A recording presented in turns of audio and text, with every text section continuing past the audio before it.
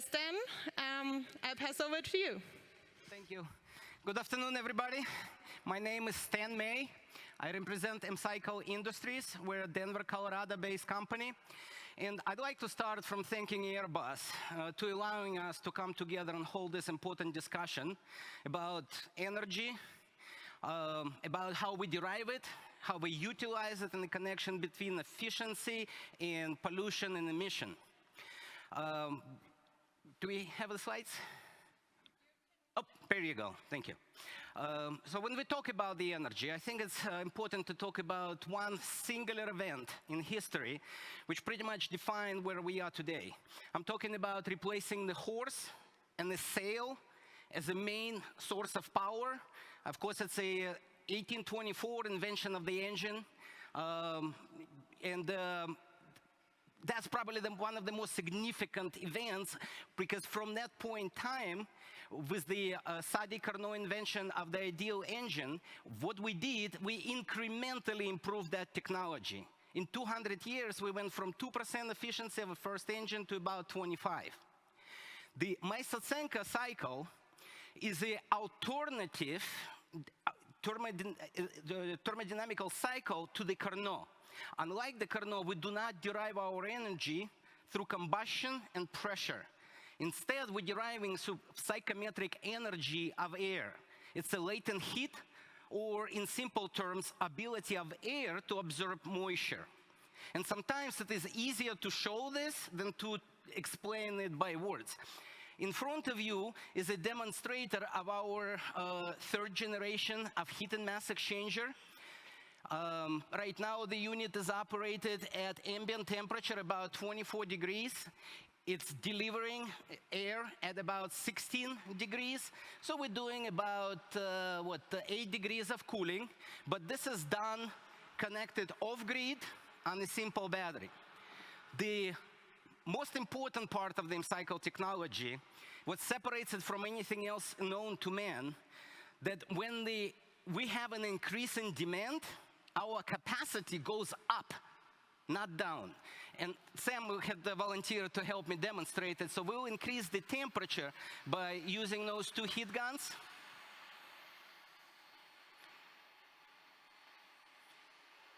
As you can see, it's rapidly rising on the inlet, yet the output remains the same. So it's about 43 degrees, 44. At home, I use a big open flame heater to increase the temperature. We test this unit over 120 degrees Celsius, cooling it to 16. So we're at about 49 degrees. Thank you, Sam. 50. So we just increased the load by 50%. Yet I did not connect it to additional battery. And we used the exact same amount of electricity as before. So where did the energy come from? That is the energy of air. That's a psychometric energy or a latent heat. And obviously, when you derive the energy, you can use it for multiple applications. You can derive power, produce electricity, waste heat recovery, and I'll touch up on some of those subjects today. But I'd like to focus on air conditioning. And the reason I'd like to focus on it, it is a $130 billion industry today. It is forecasted to grow more than twice in 4 years, 280 billion by 2025. 26 billion of it is the HVAC for the mobility, for the air conditioning for transport. And besides the monetary, today the world, I think, is recognized that air conditioner is one of the largest single contributors.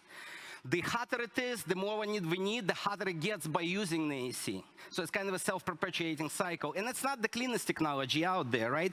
The commercial building is expected to leak about 35% of its refrigerant. It will deliver close to 500,000 kilograms of carbon, which is equivalent of about 129 cars on the road. And that's where we come in. The Cycle Industries is the result of lifelong work of Dr. Professor Valeriy Maisotsenko, and now the second generation of Cycle family, yours truly. And this is not something we just come up with last night. The 1975 is when the professor invented the older baby brother of this bigger unit. Soviet Union patented this in 32 countries. In 2000, when we moved to the United States, we introduced the second generation of this technology. Now opening up other sectors, not just cooling of air, but cooling of water, producing power, waste heat recovery, for which, by the way, we were awarded the innovation for the best heat recovery method known to man by ASHRAE, which is the world standard and governing body for the HVAC industry. Many awards over the last course of 50 years. We have cooperated and got acknowledgement from one of the most prestigious universities, Princeton, Oxford, Cambridge. Today we cooperate with over 100 universities around the world. Federal Energy Management Program. This is Department of Energy, Golden, Colorado, and National Renewable Energy Lab in 2007 finally recommended the use of this technology on all federal facilities in the United States. More recent, more close to home, University of Mons. This is one of the most prestigious turbine research center in Belgium. They have tested Maisotsenko Cycle for micro gas turbine, and what they found is its highest waste heat recovery and highest electric efficiency, and that we are combining 4 devices: saturator, aftercooler, recuperator, and economizer in one. You see it right here, and it contains no moving parts. So what is our value proposition? When it comes to the air conditioner, it is reducing the operating expenses by over 80%. It's reducing the maintenance by 4 times. It is the most affordable air conditioner solution available in the market today. 1.4 billion people in India, 1.3 do not have an air conditioner. 100% fresh air supply. We do not recirculate the air. All of it is done in a single pass. How important it is during the COVID. And obviously reducing the carbon emission by taking it off grid, the world all of a sudden needs 6% less electricity. From the unique perspective of this technology, well, you just observe additional capacity when increased without the additional, of any energy supply. Impossible by anybody else. Waste heat recovery, and I know I don't have time, maybe you can see me after, because the waste heat recovery requires a presentation of its own in a probably 2-day seminar. But Gas Technology Institute in Chicago has tested it, and for the low potential heat, 50 degrees Celsius less, we recover 94%. Nobody can touch it. On the electric vehicle, that's cooling from, taking the heat from the battery and providing AC and a charger during the same time. Breakthrough in high temperature materials, we are testing right now, and I have to say BMW, they came to Colorado in 2010, and they asked us if we can provide waste heat recovery for them. We couldn't at the time, because there was no material available for us to build it. We couldn't thermodynamically, we couldn't first. Now we can. In this one, you see we're cooling 180 degrees to 22. And just so you guys don't think I Photoshop it, this is Professor Vorobyov. He's currently working in Chongqing Telecommunication University with his team. He's a specialist in the nanotreatment technology. This HMX, if you can see the size of it compared to heat gun, because sometimes I'm asked, how come you're going to put this on my car? I'm not.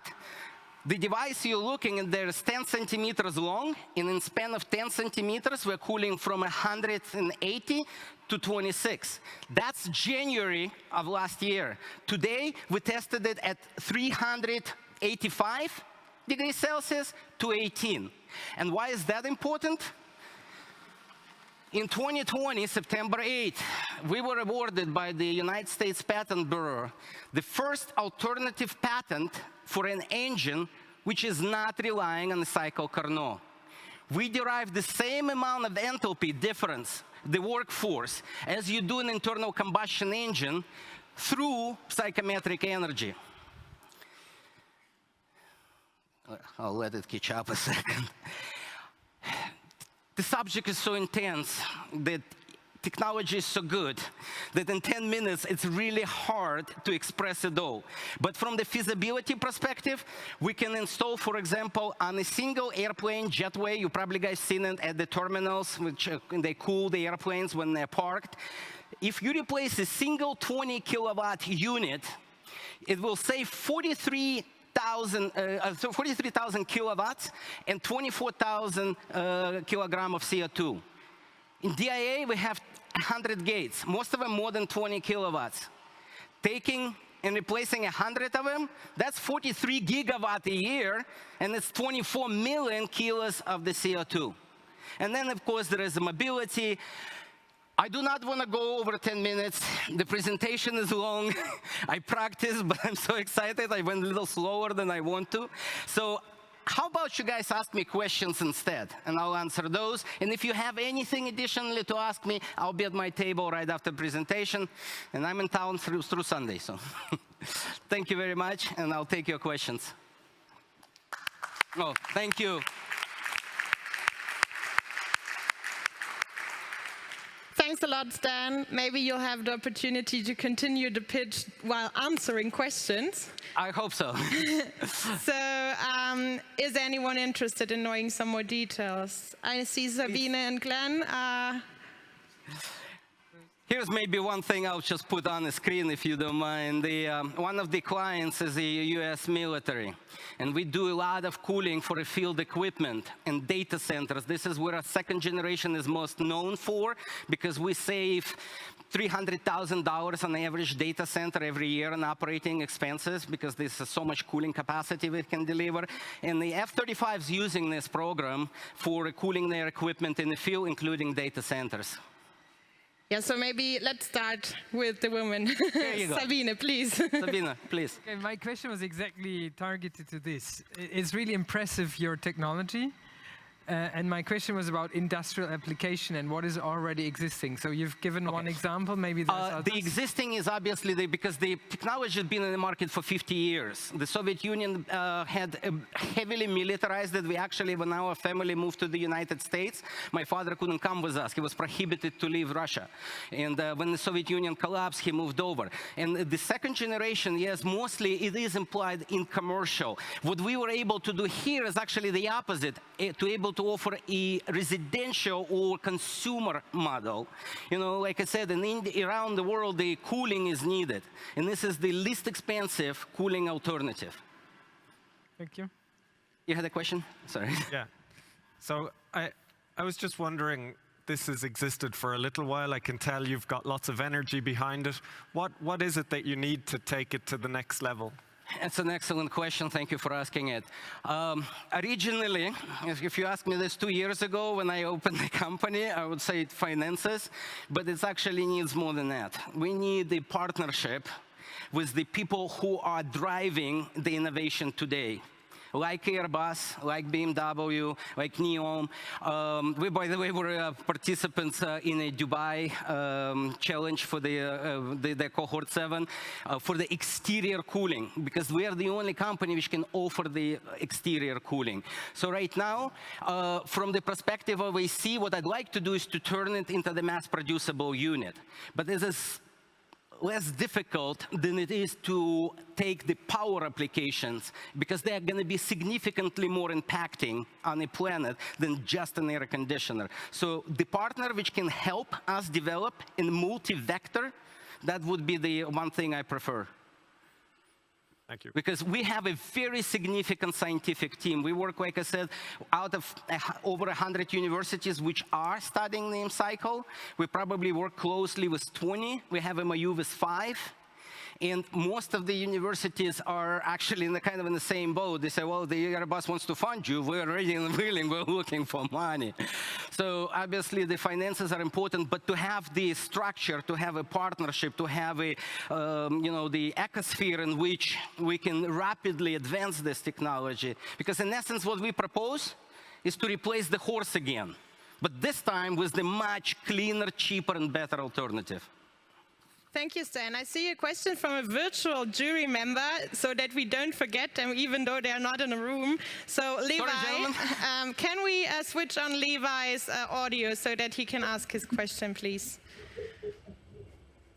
First of all, thank you for your presentation. I'm also from Denver, Colorado, so I wish you the best of luck. Secondly, I was wondering if you could explain a little bit how M-Cycle is differentiated technically from standard swamp cooling. That's Absolutely. How we used to cool that Absolutely. in Denver. And while you do that, tell us, does it matter how much humidity there is in the air? Will that impact the efficiency of your system? Excellent question. From the perspective how M-Cycle works, I don't know if it's, do I still have the access to the slide? Yep. Yes, you do. If it's 1 minute more, okay. It's okay. Oh, here it is. I'm not going to go much over 1 minute. So, in the essence, the M-Cycle was designed and was conceived based on a natural cooling. We feel the effects when we step out of the ocean, right? Your skin evaporates, you get colder on the inside, but this is two separate processes. So M-Cycle kind of mimics that process in the separate, I'm sorry, this little delayed was there. So we have two separate channels where the air doesn't mix. One set of dry channels, which delivering the air to you, the client, and a set of wet channels, which rejecting this into the atmosphere. And from perspective thermodynamically, the M-Cycle for cooling is one of the worst applications for us because we're utilizing only one of our working airstream, the cold air. The air which contains a lot of energy is being discharged. And for the humidity, in Denver, Colorado, or even here today, the humidity is perfect for these units to work unassisted. Up to 20 grams per kilogram of absolute humidity we can work. In Singapore, where it's like 35 grams per kilogram, we need to use desiccant system. This is what we are putting together right now back in the lab.